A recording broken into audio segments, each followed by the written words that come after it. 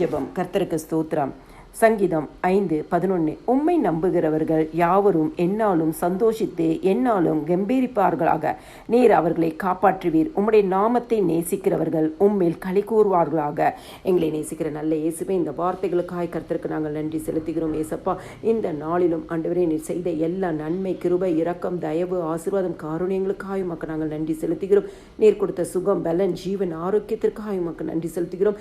கர்த்தர் எங்களை எல்லா தீங்குக்கும் விலக்கி காத்ததற்காக உமக்கு நன்றி செலுத்துகிறோம். போக்கிலும் வரத்திலும் கரம் கூட இருந்ததற்காக உமக்கு நன்றி செலுத்துகிறோம். அப்பா, இந்த நாளிலும் நாங்கள் அறிந்தும் அறியாமலும் செய்த எந்த பாவமாக இருந்தாலும் இன்னும் ஒரு விஷயம், உடைய ரத்தத்தினால கழுவி எங்களை பரிசுத்தப்படுத்துங்கப்பா.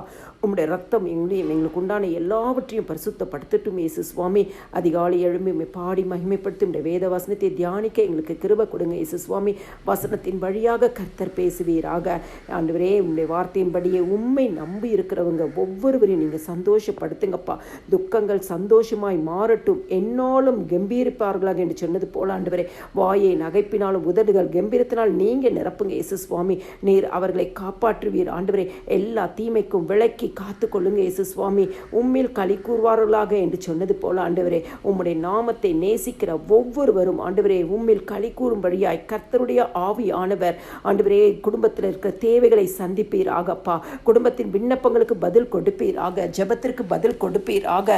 என்னென்ன காரியத்திற்காக தேவ சமூகத்தில் அனுதினமும் ஜெபிக்கிறாங்களோ அந்த ஜெபத்திற்கு நசரேயனாக இயேசு கிறிஸ்துவின் நாமத்தினால இந்த நாளிலும் அற்புதங்கள் நடக்கட்டும். வெளிப்புறமான அதிசயங்களை காண பண்ணுங்கப்பா.